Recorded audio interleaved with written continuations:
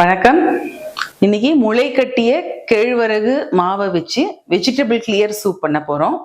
மற்ற சூப்புக்கும் இதுக்கும் என்ன வித்தியாசம்னா, யூஸ்வலா ரெஸ்டாரண்ட்ஸ்ல நம்ம சாப்பிட்ற சூப் எல்லாமே கார்ன்ஃபிளவர் யூஸ் தான் திக்கனிங் ஏஜென்ட்டா யூஸ் பண்ணுவாங்க. கார்ன்ஃபிளவர்ல ஃபைபர் கிடையாது, ரொம்ப மாவு சத்து தான் ரொம்ப இருக்கு அதுல. அதனால அது அந்த அளவுக்கு உடம்புக்கும் நல்லது கிடையாது.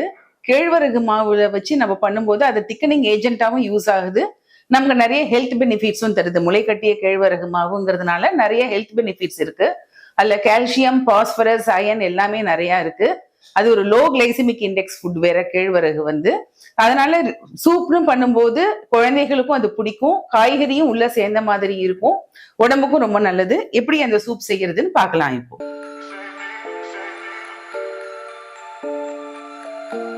இந்த சூப் செய்வதற்கு தேவையான பொருட்கள்: ஒரு 2 டீஸ்பூன் வெண்ணெய், சின்ன வெங்காயம் 6 சின்ன வெங்காயம் பொடியாக நறுக்கினது. என்ன வெஜிடபிள்ஸ் நம்ம கிட்ட இருக்கோ அந்த வெஜிடபிள்ஸை யூஸ் பண்ணலாம். நான் இன்னைக்கு பொடியா நறுக்கிய கேரட், பீன்ஸ், முட்டைக்கோஸ் வச்சிருக்கேன். அப்புறம் கார்ன் வச்சிருக்கேன். தேவையான அளவு உப்பு, மிளகு பொடி, அப்புறம் ஸ்ப்ரவுட்டட் ராகி மாவு, முளை கட்டிய ராகி மாவு, அதாவது கேழ்வரகு மாவு. இது ஊர் சந்தையிலிருந்து நான் வாங்கிய மாவு. முதல்ல அடுப்பை பற்ற வச்சுக்கலாம்.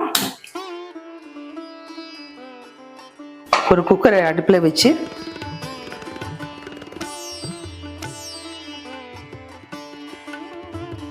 ஒரு 2 டீஸ்பூன் வெண்ணெய், இல்ல கடலெண்ணெய் இருந்தாலும் யூஸ் பண்ணிக்கலாம். எண்ணெய் உருகட்டும்.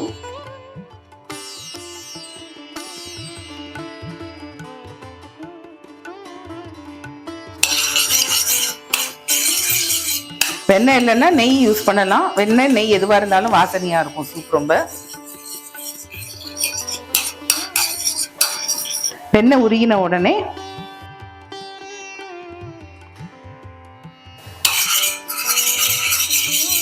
சின்ன வெங்காயம்,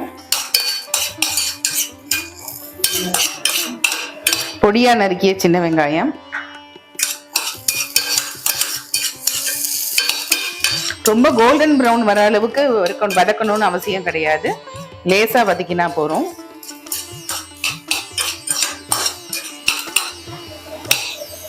வெங்காயம் வதக்கிட்டு இருக்கும் போது 1-2 தட்டிய கிராம்பு, பட்டை, இது வாசனைக்காக போட்டா நல்லா இருக்கும். கிராம்பு 1-2 தட்டிய 2 கிராம்பு, ஒரு சிறிய துண்டு பட்டை போட்டுட்டு லேசா வதக்கிட்டு பொடியா நறுக்கி வச்ச காய்கறிகள்,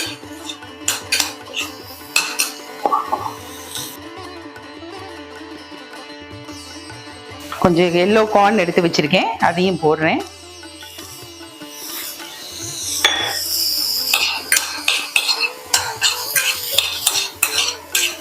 அதையும் வதக்கிட்டு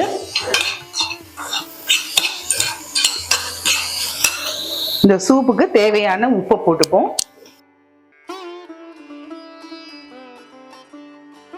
வேணும்னா அதுக்கப்புறம் சாப்பிடும்போது கொஞ்சம் வேணும்னா ஆட் பண்ணிக்கலாம்.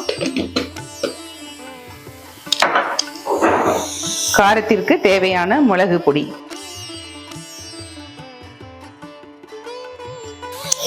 அதையும் வதக்கிட்டு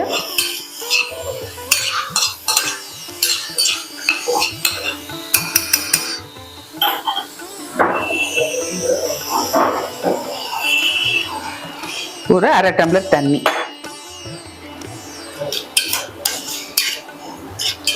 ஏற்கனவே பொடியா நறுக்கினதுனால சீக்கிரமா வெந்துடும். அதனால ஒரு 2 விசில் வர அளவுக்கு வச்சா போறோம் காய்கறிய.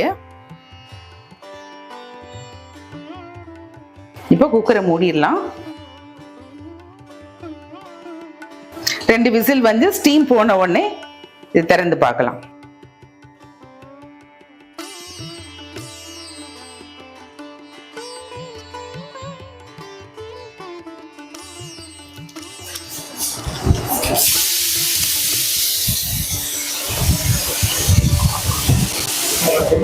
இப்போ 2 விசில் அடுப்பு அணைச்சாச்சு. இப்போ இதை எடுத்து வச்சிடலாம், இறக்கி வச்சிடலாம். அதை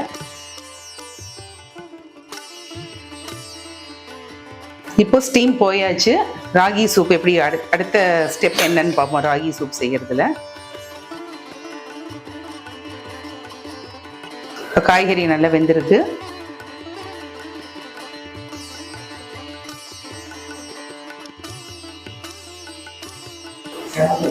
அடுப்பை பற்ற வைப்போம்.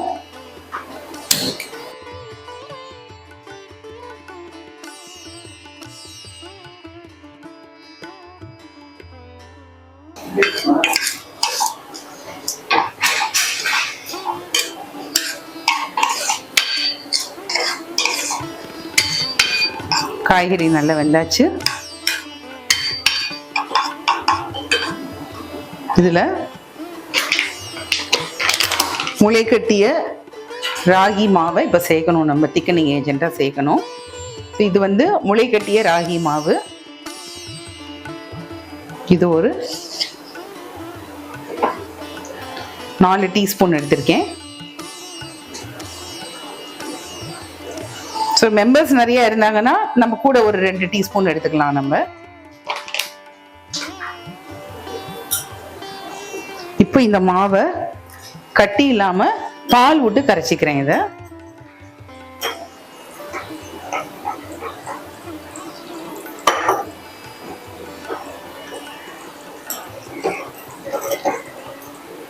கட்டி இருக்கக்கூடாது, கொஞ்சம் கூட கட்டி இருக்கக்கூடாது.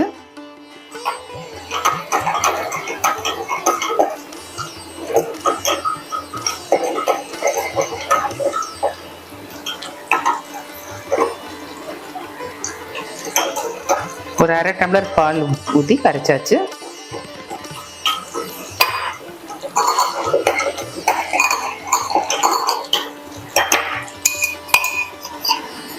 இப்போ இதை நம்ம இந்த கொதிக்கிற சூப்ல இதை சேர்க்கலாம்.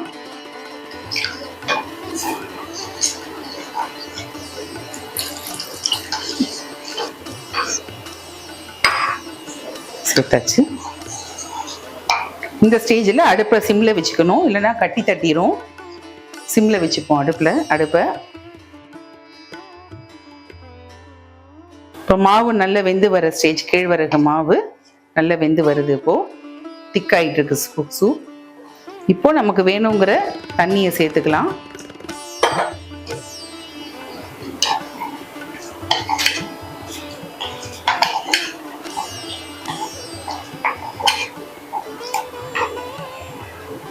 பால் வேண்டாம், பால் அலர்ஜி அந்த மாதிரி இருந்ததுன்னா வெறும் கேழ்வரகு மாவை சாதா தண்ணியில கரைச்சி விட்டா கூட நல்லா தான் இருக்கும்.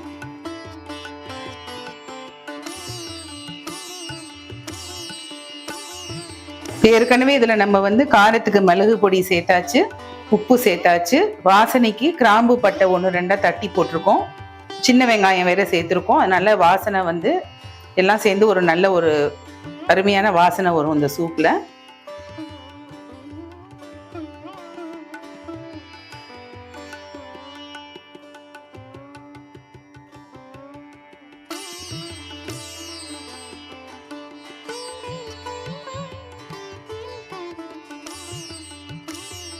ஒரு 2 கொதி வந்த உடனே அணைச்சிடலாம். அதை நம்ம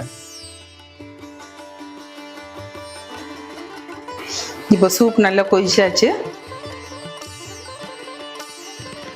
ஆரோக்கியமான வெஜ் ராகி சூப் ரெடி. இப்போ சூப் அப்படிங்கிறது ஒரு பெரிய ஃபேன்சி நேமா நம்ம நினைச்சிட்டு இருப்போம். அதெல்லாம் வீக்கெண்ட்ல இல்லைன்னா வெக்கேஷன் டைம்ல தான் செய்யணும் அப்படின்னு. அப்படிலாம் கிடையாது. இது அந்த 2 காய்கறி வேகிறதுக்கு 2 விசில் வந்த நேரம், அவ்வளவுதான். அப்புறம் கொதிக்க இன்னொரு 5 நிமிஷம் ஆயிருக்கு, அவ்வளவுதான். நிறைய குழந்தைங்க ஸ்கூலுக்கு போகும்போது இல்லைன்னா ஆஃபீஸ் மார்னிங் காலேஜ் போகும்போதெல்லாம் கூட பிரேக்ஃபாஸ்ட்டை ஸ்கிப் பண்ணிட்டு போறாங்க. அது வந்து ரொம்ப ரொம்ப தப்பு. அவங்களுக்கு வந்து அன்னைக்கு நாள் ஃபுல்லா செய்யறதுக்கான வேலைக்கும் எனர்ஜி கிடைக்காம போயிடுது. அப்படி ஒண்ணுமே சாப்பிடாம போற குழந்தைங்களுக்கு கூட இந்த மாதிரி வெஜிடபிள்ஸையும் சேர்த்து அவங்களுக்கு வேணுங்கிற அந்த வெண்ணையும் சேர்க்கறதுனால உடம்புக்கு தேவையான நல்ல ஒரு கொழுப்பு சத்தும் அதுல கிடைக்குது. அப்புறம் கேழ்வரகுல இருக்கிற கால்சியம் எல்லாமே கிடைக்குது. இது ஒரு 2 பவுல் சாப்பிட்டுட்டு போனாங்கன்னா கூட ரொம்ப ஃபில்லிங்காகவும் இருக்கும், எனர்ஜெட்டிக்காகவும் அவங்க ஃபீல் பண்ணுவாங்க. இதெல்லாம் செய்யறது வந்து கஷ்டமே கிடையாது, ரொம்ப ரொம்ப ஈஸி. இந்த மாதிரி செஞ்சு கொடுக்கும்போது சிறுதானியமா கேழ்வரகா அப்படின்னு அதை வேண்டாம் அப்படின்னு ஒதுக்குற குழந்தைங்க கூட நம்ம சூப் அப்படின்னு சொல்லி ஒரு ஃபேன்சி நேம் வச்சு கொடுக்கும்போது ரொம்ப ஆசையா சாப்பிடுவாங்க, அவங்களுக்கு ஆரோக்கியமாகவும் இருக்கும். இப்போ சூப் ரெடி. சாஸ் வேணுங்கிறவங்க மேல சாஸ் விட்டு சாப்பிடலாம், இல்லை ஒரு சின்ன ஒரு 1/4 ஸ்பூன் வெண்ணெயை போட்டு சர்வ் பண்ணோன்னாக்க ரொம்ப வாசனையாகவும் இருக்கும், ரொம்ப நல்லா இருக்கும் இந்த சூப் சாப்பிட.